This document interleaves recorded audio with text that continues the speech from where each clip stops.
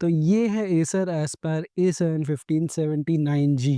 हाँ, नाम थोड़ा वियर्ड है, इसको एस्पायर 7 भी बोल सकते हो आप। ये एसर का है जैसा कि आप देख सकते हो, और इस डिवाइस को मैं पिछले 6 महीनों से यूज़ कर रहा हूँ लगातार every single day of my life.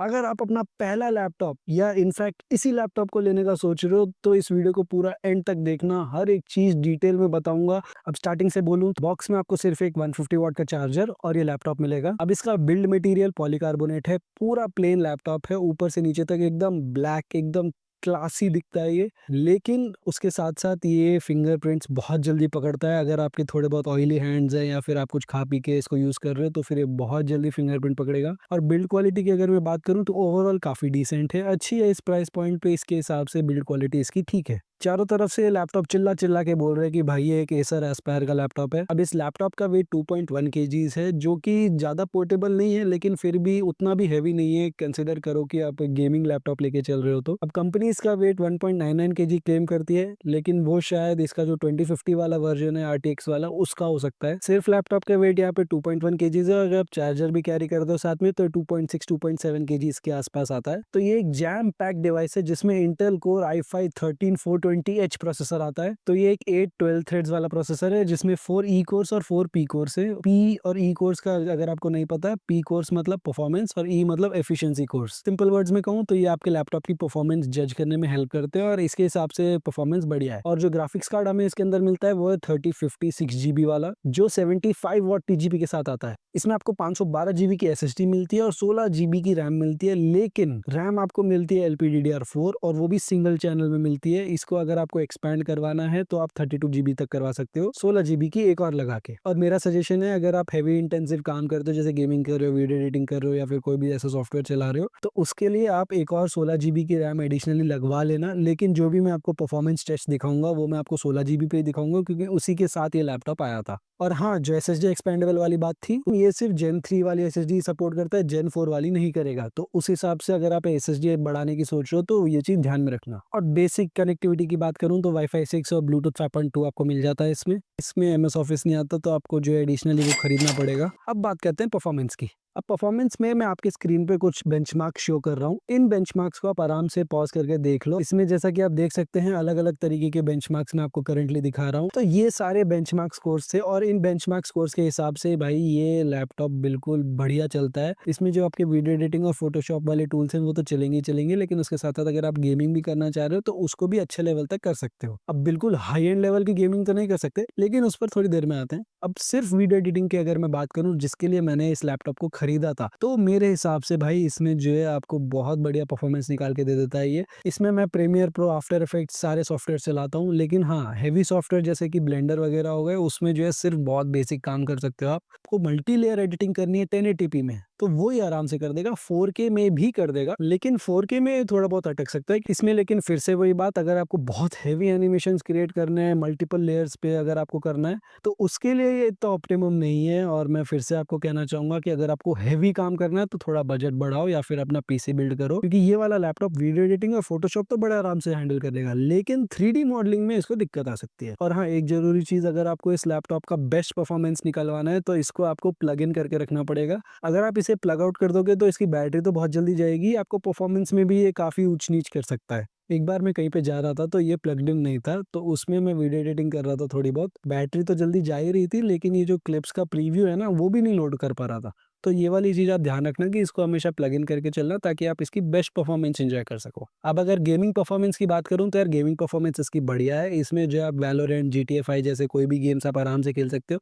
जो बहुत ज़्यादा हाई डिमांडिंग गेम्स है उसमें ये थोड़ा बहुत एफपीएस ड्रॉप करता है, लेकिन मेजॉरिटी गेम्स को आप जो है लो टू हाई सेटिंग्स के बीच में खेल के आराम से एंजॉय कर सकते हो। 100-120 एफपीएस तक भी ये दे देता है। अब मैं पर्सनली यार लैपटॉप पे बिल्कुल भी गेम नहीं खेलता हूँ। मैं जो है टैबलेट पे या फ़ोन पे गेम खेलने वाला बंदा हूँ और बचपन से वैसे ही खेलते हुए वैसे ही बड़े हुए हैं। तो लैपटॉप पे खेलने की अपने को ज़्यादा आदत है नहीं। लेकिन फिर भी मैं आपको अश्योर कर सकता हूँ कि इस पे जो है गेमिंग बढ़िया तरीके से हो जाती है, आप सैटिस्फाइड रहोगे। और अगर आपको फिर भी इन डिटेल गेमिंग परफॉर्मेंस का टेस्ट देखना है तो मैं वेनम भाई के वीडियो का लिंक डिस्क्रिप्शन में छोड़ दूंगा, आप वहां जाके देख सकते हो। अब पोर्ट्स की बात करें तो इसमें आपको राइट साइड में एक लैन पोर्ट मिलता है, 3.2 जेन 1 यूएसबी टाइप सी पोर्ट मिलता है और एक एसडी कार्ड रीडर मिलता है। एसडी कार्ड रीडर में आप 1 टीबी तक डाल सकते हो और इसमें जो है आराम से सपोर्ट करता है, आराम से रीड करता है ये। इसमें एक चीज़ ध्यान रखनी पड़ेगी कि इससे आप अपना फ़ोन तो चार्ज कर सकते हो, लेकिन लैपटॉप को वापस चार्ज नहीं कर सकते। ये सिर्फ़ एक फ़ास्ट डेटा ट्रांसफ़र पोर्ट है। पीडी होनी चाहिए थी क्योंकि इसमें 2 यूएसबी टाइप सी पोर्ट दे रखे हैं, दोनों 3.2 जेन 1 पोर्ट है। दूसरा पोर्ट आपको पीछे मिल जाएगा। इसमें वही चीज़ है, आप चार्ज नहीं कर सकते, एक्सटर्नल मॉनिटर कनेक्ट नहीं कर सकते, लेकिन उसके साथ ही आपको एक एचडीएमआई 2.0 पोर्ट मिल जाता है। इस पोर्ट के साथ आप 4K 60 हर्ट्ज तक का मॉनिटर मैक्सिमम कनेक्ट कर सकते हो और उसके बगल में आपको एक मिनी डीपी पोर्ट भी मिल जाता है। पता नहीं कौन से ज़माने से उठा के डाला है इन्होंने, आजकल कौन ही यूज़ करता है मिनी डीपी। मैं गारंटी दे सकता हूँ 90% व्यूअर्स को मिनी डीपी पोर्ट के बारे में पता भी नहीं होगा। और लेफ्ट साइड में आपको 2 यूएसबी टाइप ए पोर्ट मिल जाएंगे, एक 3.2 एक 2.0, उसके साथ साथ एक हेडफोन जैक कनेक्टर, एक माइक कनेक्टर। और इसके साथ जो आपको कीबोर्ड मिलता है ये फुल साइज कीबोर्ड है, आपको नंबर कीज भी मिलेंगी और बाकी अल्फाबेट कीज भी मिलेंगी। आरजीबी बैकलाइट कीबोर्ड है, लेकिन इसमें मल्टीपल कलर्स एक साथ नहीं चलते, एक ही कलर एक ही टाइम पे रहेगा, उसको आप सॉफ्टवेयर में जाके चेंज कर सकते हो अपने हिसाब से जैसे आपको पसंद है। कीबोर्ड का टाइपिंग एक्सपीरियंस वगैरह भी बढ़िया है, इसमें जो है कीज वगैरह अच्छी खासी सॉफ्ट है और इसमें टाइपिंग करने में भी मजा आता है। लॉन्ग आवर्स की अगर आप टाइपिंग करना चाह रहे हो तो उसमें भी आपको ज्यादा दिक्कत नहीं होनी चाहिए। अब जो इसमें में ट्रैक पैड मिलता है वो भी बढ़िया है। विंडोज में जो हमारे जेस्चर्स वगैरह होते हैं वो सब इस पे आराम से चलते हैं, उनमें कोई दिक्कत नहीं आती और फुल्ली क्लिकेबल है, ये कहीं से भी आप क्लिक कर सकते हो। बस इसमें मेरे को एक चीज खराब लगती है,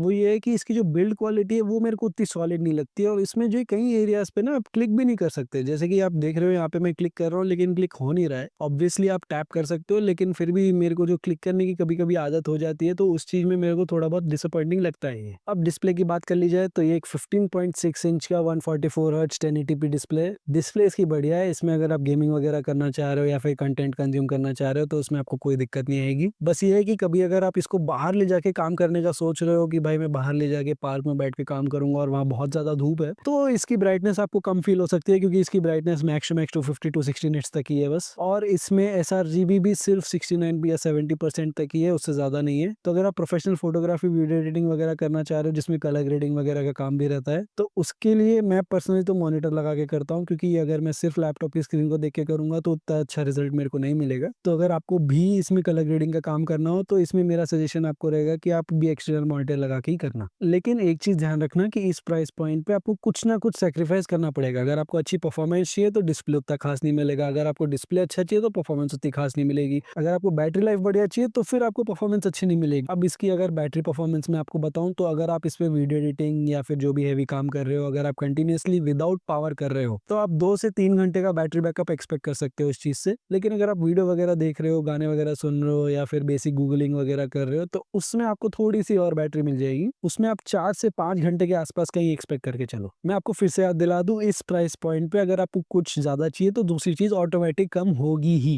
और अगर मैं बात करूं इसके स्पीकर्स की तो इसके स्पीकर्स डिसेंट हैं, आपको 2 स्पीकर्स मिलते हैं जो कि डाउन फेसिंग है। एक डिसएडवांटेज ये है अगर आप इसको बेड पे रख देते हो या फिर सोफे वगैरह पे रख देते हो तो इसकी वॉइस काफी ज्यादा डाउन हो जाती है। और बाकी अगर इसके अंदर के इनबिल्ट कैमरा की बात करूं तो ये है इसकी कैमरा क्वालिटी, आप देख सकते हो। तो ये इस कैमरे की वीडियो क्वालिटी है। इस समय जो आप ऑडियो सुन रहे हो वो भी इसी लैपटॉप में से आ रही है। और इसमें एक चीज अच्छी है कि जब वीडियो कैम चलता है ना तो इस पे एक व्हाइट डॉट दिख के आता है। वैसे इसमें कैमरा को हाइड करने वाला कोई इनबिल्ट फीचर नहीं आता जैसे कुछ दूसरे लैपटॉप्स में आता है।